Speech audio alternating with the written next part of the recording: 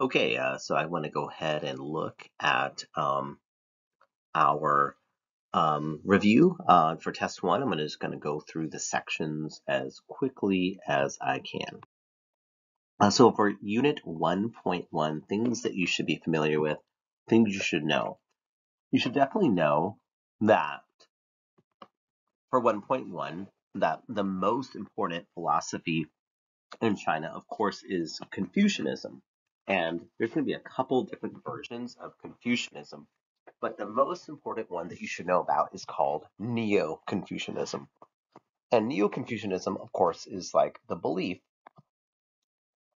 that women should be subservient to men, that women should be submissive to men. And there's a physical thing that they did to women to illustrate that. And that was the breaking of their feet when they're little kids, when they're little girls. And this way, that women would be physically dependent on men. And they thought that this would be a good physical sign of what's spiritually true, that women are submissive to men. Number two, you also should probably remember that champa rice was a new type of rice that came from Vietnam, China's south, to China. And this was drought resistant. It was like really great. Actually, you could have 2 harvests of champa rice in a single year, which basically meant that China could double its food supply. And because it doubled its food supply, you know what that means? That means China's population doubled as a result. Number three, Confucianism. As we mentioned before for number one, Confucianism is the most important philosophy in China. One of the things about Confucianism is they believe in filial piety, which is honoring your elders. This is honoring the people in your family who are older than you, but it's also honoring your ancestors. And one of the best things you can do to demonstrate filial piety is by getting married and having kids. And the structure of the family, you might remember, is that the father, then the sons, then the moms and the daughters. And sometimes we call something in Confucianism, something is called the 3 submissions, that a father, that a daughter is submissive to her father when she's a kid, a wife is submissive to her husband, and then a widow is submissive to her sons. That's called the 3 submissions. Number 4, the mandate of heaven. This is the belief that sometimes that the heavens actually decide who is in charge of China. And the mandate of heaven is the permission from heaven, permission from the gods to rule China. And you know you have the mandate if everything's going fine and everything's going right. But if the gods are not happy with you, they send disaster, they send flood, they send bad things to occur.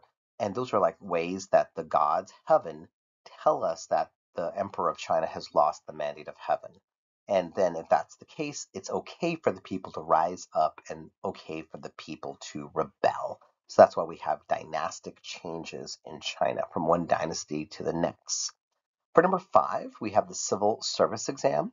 And the civil service exam is a way that we get the best and brightest to get jobs in China. And there's only one subject on the civil service exam. It's the Confucian Classics, which of course is like the most important philosophy in China. Who can take the civil service exam? Technically, it was open to anyone, but practically only the people who are literate are going to be able to like do well because you have to like study and like prepare for it. And the average person isn't going to be able to like study and prepare. So it's technically open to anyone, but practically only the elites are really going to be able to like do well. And so there is like some social mobility kind of, but at the same time, obviously like an illiterate farmer is not going to do well. If you can pass it, you get the best thing that can ever happen to you. You get a government job, and that's what anyone and everyone wants to have, a government job. Number 6, a bureaucracy. That is government jobs. So these are people that if you work for the bureaucracy, that's the best job you can have in China and almost everywhere.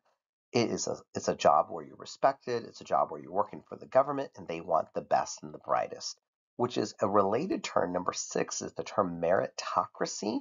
A meritocracy means that you have gotten that job not based on who you know, but based on what you know. Did you have the merit to earn it? Just like today, you can be a national merit scholar if you do really good in the PSAT. Number 7, the tributary system. So China, they have a couple of countries around them that are in subservient positions with them. That would be China, that would be Korea, Japan, and Vietnam. And because those countries are considered like less than China, China wants to like make them like bow down to them and like kind of basically say, China, we know we're better than you. And there's actually a physical thing that you could do to demonstrate that. That's called the kowtow, where representatives from from Vietnam, Korea, or Japan, when they met a Chinese representative, they would kowtow, they would bow down to them. Number 8, China kind of thinks that they're like the best country in the world, and they had a nickname for themselves. They called themselves the Middle Kingdom because they kind of believed that like the whole world revolved around them. And this philosophy that they're the Middle Kingdom, that they're the best, that's kind of why they had that tributary system we talked about in number 7. But also, when Buddhism comes into China, this philosophy is why a lot of people are going to be really upset by Buddhism's popularity. This is why they're going to want to close down Buddhist temples and Buddhist monasteries because they believe that Buddhism, since it's from India, is a religion of barbarians and they don't want anything to do with it. Number 9, the 3 Chinese philosophies and basic beliefs. There is legalism, which says that basically all humans are evil and we need a harsh government to make us be good. So they are going to have intense laws like if you litter in the streets, we'll chop off your hands so you're too afraid to break the law. The second philosophy is Taoism, which says that you should go with the flow, that just like a river goes downhill, you should try to go with the flow of life. It would be foolish for a river to go uphill to fight against the current, and you shouldn't either. So you shouldn't try to change the world. You'll probably just mess it up. So you need to be at harmony and in balance with the natural world in Taoism. And of course, we have the yin yang symbol from Taoism. Number 3 is Confucianism, which says, very different from Taoism, Confucianism says you should try to change the world. We need good moral leaders who are going to be our examples. And so you know you're a good moral man if you memorize and you act on the Confucian classics. And of course, in Confucianism, everyone has a role to play, but it's very much a patriarchal worldview. Number 10 and 11, I'm just going to make sure you check that out in the PDF. It's on PDF page 74. There's like a literal paragraph that talks about those things. So just check out page 74 for 10 and 11. For number 12, remember we talked about in China that they manufacture like the best plates, pots, and dishes in the world. There's a name for those luxury products. We call that porcelain. And that's why to this day, fancy plates and dishes and pots that you use are called fine china because there was a time where the best dishes and plates in the world came from China, the best porcelain, and that's why it's called fine china. There's also a drink that comes from China that spreads around the world, and that is tea, and there's a soft material, which is silk. And these are 3 luxury products from China that go to the rest of the world. In 1.2, the role the Mongols played, and I'm sorry, this may be a little bit out of order, but we'll still go through it. Number 1, the role the Mongols played.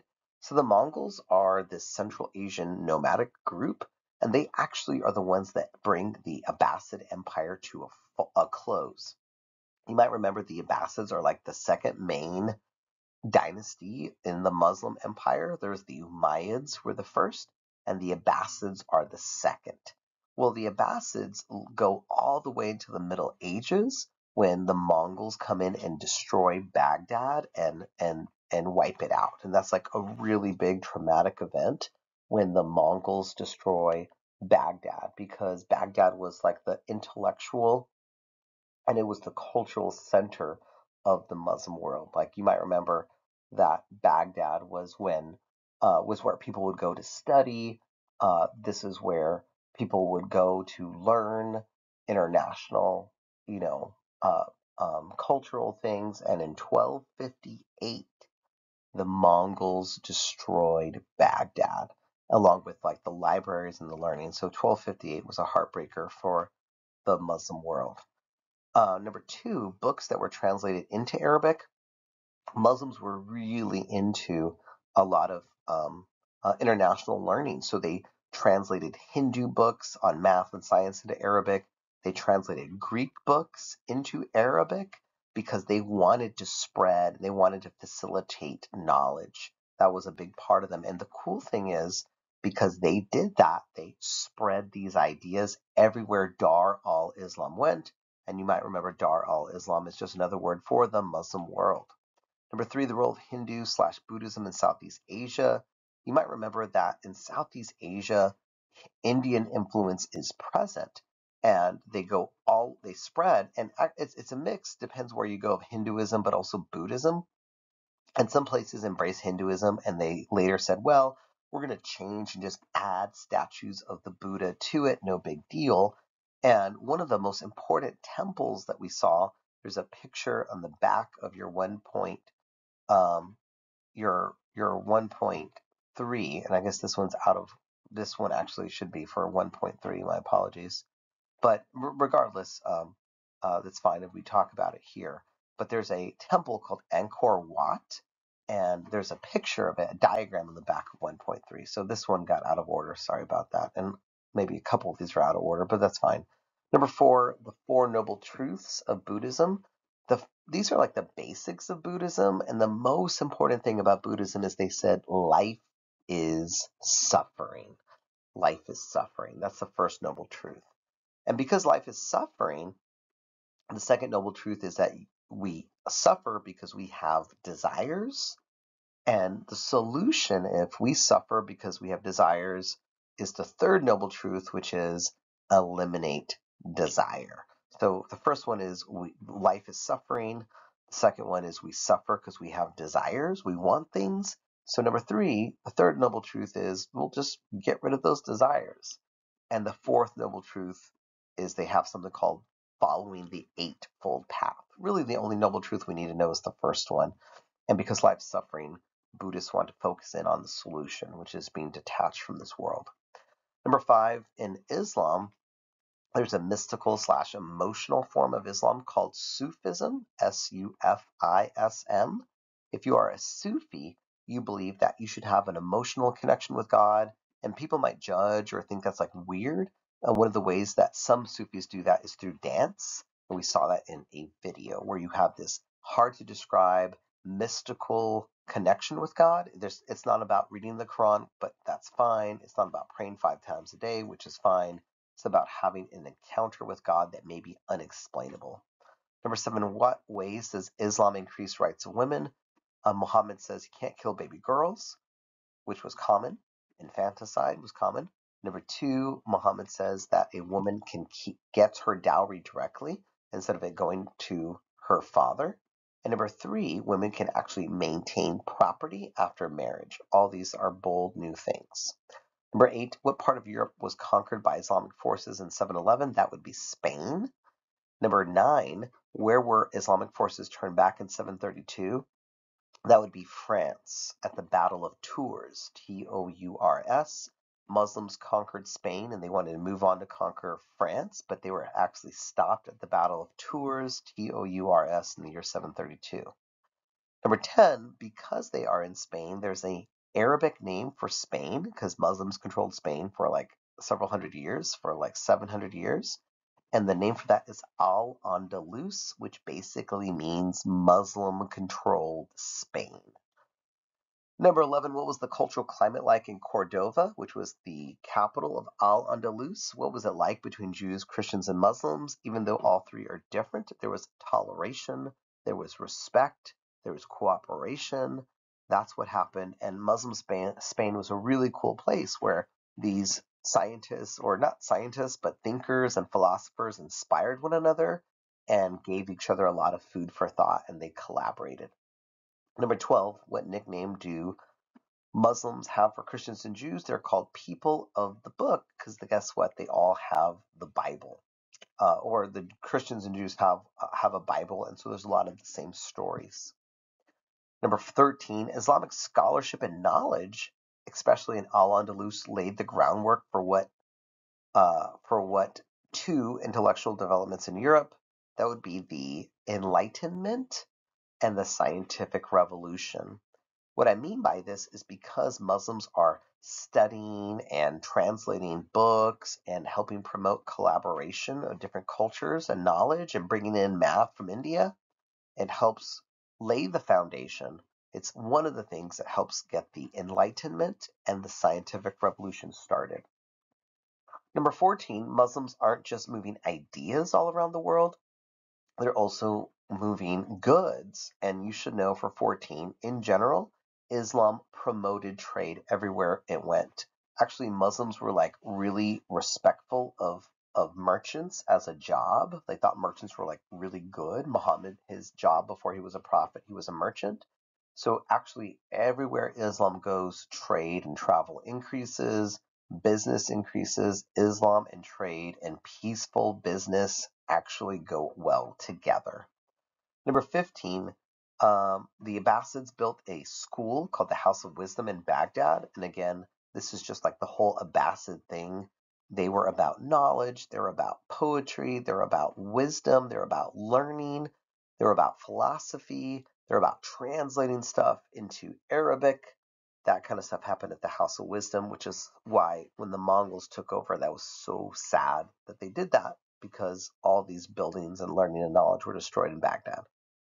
Number 16, the relationships with Abbasids and non-Islamic knowledge. The Abbasids are that group of Muslims that rule, and they were actually very open to non-Muslim books. They particularly loved the Greeks. That was like their favorite group, and they loved the Greeks. They read the Greeks, but also because, these authors are writing this in Greek, they translate these Greek books into Arabic so that they can read them. And the guy that they loved the most, the Greek author they respected the most, was Aristotle. That's Aristotle. He was the guy that they loved. And the cool thing is, Europe later on lost some of their copies of Aristotle, and the Muslims held on to these copies, and they were able actually to give it back to Europe, and Europe was able to rediscover some of their greatest hits that they had lost from their Muslim neighbors. Number 17, what view does Islam have on Adam, Noah, Moses, Jesus? Well, actually, Muhammad, you might remember, thought he was the seal of the prophets, or the last in a long line of prophets. So Muhammad agreed that Adam and Noah, Moses, and Jesus were all real and good guys. And Muhammad said, I am just the next one. I'm the seal of the prophets. I agree with all of these people. And in the Muslim point of view, they say that we're agreeing with you, Christianity, but they also said that, Christianity had actually changed the Bible, and that's what Muhammad was here to do, to correct what Christians got wrong, because even though the Quran talks about Jesus, Jesus doesn't die on the cross, and Jesus is not the Son of God. So they accept these prophets, and they share this connection. Number 18, there was a challenge from within and outside of Dar al-Islam. You might remember that there was the Abbasid Empire we've been talking about, but the Abbasid Empire actually fragments and breaks up, that the Abbasid Empire is really just too big to stay together. And there was an ethnic group of people, a broad group of people called the Turks. And these Turks were Central Asians, and they became Muslim. But just because they're Muslim doesn't mean that they're not willing to fight other Muslims, just like the British were culturally Christian and the French were culturally Christian. But guess what? They fought each other even though they're both Christian. In the same way, there's an ethnic group called the Turks. And even though they're Muslim, they actually help break up the Abbasid Empire and fragment it into groups. There's also a challenge to Dar al-Islam from Europeans. The Europeans, they are upset. Europeans are mainly Christian, and the Muslims had changed some of the rules of who could go to Jerusalem for pilgrimages, like holy visits. And that upset Christians so much they decided to go to war, and they sent armies from Europe to the Middle East to liberate the Holy Land. Well, the Europeans never really accomplished that. That didn't get done. And these series of wars are called the Crusades, and they were long-term failures. Like short-term, yeah, they like freed Jerusalem for a small amount of time, but long-term, it was a failure. That was the Crusades. Number 20, what impact did the Crusades have? Well, if they never liberated the Holy Land, what did they do? Well, they were actually exposed to Asian luxury products like silk and coffee and sugar. And even though the Christians didn't get what they wanted out of the Crusades as far as like a land victory, they did get these luxury products and like a taste for them. And so the Crusades will be one of the factors that Christians will go ahead and make trips to the Holy Land later on and wanting to do trade internationally. 1.3, two influential religions that originate in India. You should know that that is Hinduism and Buddhism, even though today of those two, one of those religions is a constant and one is like almost nobody in India is it anymore. The constant, the religion that is like 80% of Indians today is Hinduism, and the religion that started in India but is not very popular in India is Buddhism. But they're not the only two. In fact, number two, after the 700s, what new religion began moving into South Asia? That would be Islam. It's the new kid on the block. And one of the things that causes problems, they don't get, they're more advanced than um, one of the things that happens is that Muslims come in the 700s and they end up conquering much of South Asia, much of India. And when they do, they have some policies that kind of make them like really unpopular. One is number three, the jizya. And this is like a freedom of religion tax where Muslims say, oh, you can still practice your religion of Hinduism, but you have to pay a tax to do so. And that causes a lot of bitterness and issues. Number four, why did some poor Hindus turn to Islam? Islam is what we call a universal religion. Anyone can be it. They can get converts. You can proselytize to get people to join it. And the people that were joining it tended to be poor because they were Hindu. And if you're poor and Hindu, you're in a lower caste. I remember you were born poor, you're born lower caste, they believe because you deserved it. You'd done something wrong in your past life. Number five, how did Islam alter gender relations in South Asia? Actually, it didn't really change much. In Hinduism, women hung out with women. In Islam, women hung out with women. In Hinduism, women often had a head covering to like be modest. And in Islam, women often had a head covering to be modest. So in a lot of ways, they're patriarchal before Islam came to India and patriarchal after. Number six, two mathematical developments that Islam spread from India to Europe. One is algebra. Algebra is a math that goes from India to the Muslim world and from the Muslim world onto Europe through Dar al-Islam. And the last one is carrots, which goes from the, not carrots, but Arabic numerals, which go from, we have algebra and we have Arabic numerals that go from India to the Muslim world and the Muslim world to Europe. So those are the two things, Arabic numerals and algebra. Number seven, what Muslims will not allow in their mosques and what will be used instead. So they don't want any statues or paintings. They believe that you're just probably just going to worship it. So it's like a no to have paintings and statues in a Muslim mosque. A mosque is like a Muslim place of worship, but they do believe in having fancy stuff so that it looks good and you're honoring God. And they thought there's two things that are okay to use. One is like geometric patterns, like geometry, because they believe that you can have like fancy tile in like really cool geometric patterns. And they thought, well, there's rules to geometry, and they thought God invented the laws of mathematics, the laws of geometry. And so it actually is a way to look nice and honor God. And they also use calligraphy. Calligraphy is like fancy Arabic, like decorative Arabic, and they use that in order to decorate their mosques. That the Arabic calligraphy would have been verses from the Quran. So I don't need statues, don't need paintings, but we'll use geometric patterns and Arabic to decorate. Number eight, a new language that developed among Muslims of South Asia is Urdu. That's Urdu. And Urdu is related to Hindi, but as far as I can tell from, I don't speak either one, obviously, but from what I can tell, they say that this is A language mainly spoken by Muslims, and it uses the Arabic alphabet, but a lot of the grammar, a lot of the other base is Hindi. So it sounds very similar to Hindi of India, but it is written using the Arabic alphabet. So that's Urdu. Um, Number 9, the Bhakti movement. This is a movement in Hinduism.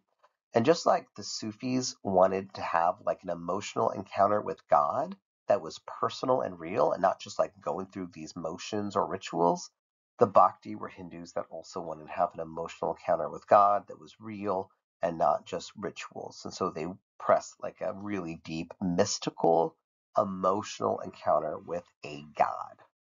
Number 10, the most important Hindu/Buddhist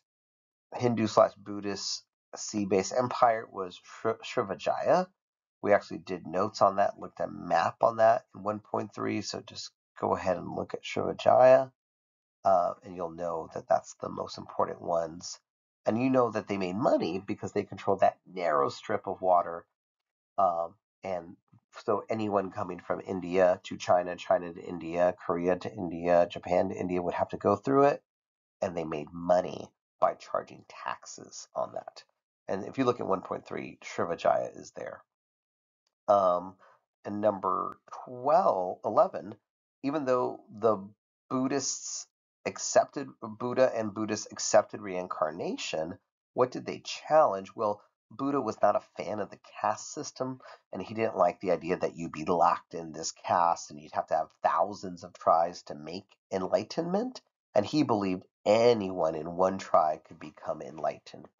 And number 12, the 3, universalizing religions where it doesn't matter what ethnic group you are, language, or background. It's Christianity, Judaism, and Islam. Those are the 3 universal religions. 1.4, last one, the Maya were the most important Native American civilization in Central America from 250 to 900, the Maya. And what do they use captives for? A bunch of different things they use captives for. But one of the most important things they use captives for included for human sacrifice. Number 3 in your notes, it talks about the Aztec, and the most important Aztec tribe, or another name for the Aztec, is the Mexica. That's Mexica. And the Mexica is where we get our name Mexico from. And if you look at the spelling on your handout, you'll see that there is a name for their capital. It's Tenochtitlan. And you can just like look in your handout in your ABSCO packet for the spelling if you don't know. And that was a really big city. It's built on where modern day Mexico City is. It was like 200,000 people. It was huge. But the problem with this city that they picked the location because the Mexica, the Aztecs were nomads. They're traveling around and they said that they saw an eagle eating a snake and like, wow, that's like the sign we should stop. And they did. But this happened on an island in the middle of a lake. And so there just wasn't enough land for the city to have all the fields and farms that they needed. So the solution was number 5, something called chinampas, which is literally like these floating gardens that they made these like artificial islands to do farming to feed the people because there wasn't enough good land on the swamp that they built their city on. And so, Chudapa is a vocabulary word you should know. Floating gardens. Number 6, what did the Aztecs do to their neighbors? They made their neighbors into tributary states, similar to China, but they kind of like beat up and conquered their neighbors, and they used them for forced labor. And that they also used them for human sacrifice, which what did the Aztecs use their slaves for? They used them for various things, including human sacrifice, because the gods required a diet of blood, and you're just actually paying back the gods. And I think one of our sophomores mentioned um, mentioned having seen the movie that we watched earlier in class, and some of you have seen Apocalypto, and it kind of just showed not the Aztec, but that was like the Maya culture using human sacrifice. Um, Number 8, the most important Native American empire in South America are the Inca. The meta system, it's a black, bold-lettered vocabulary word in 1.4, so just look it up. And animism is the belief, which was common in the Americas and other places of the world, that forests and hills and basically nature have spirit forces inside of them. And so you and I can communicate with like trees or seek wisdom in these holy places. That's animism.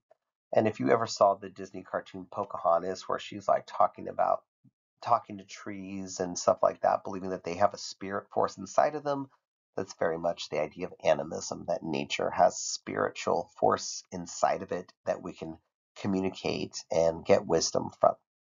So there you go. That's 1.1 to 1.4 quickly. Good luck in your preparations.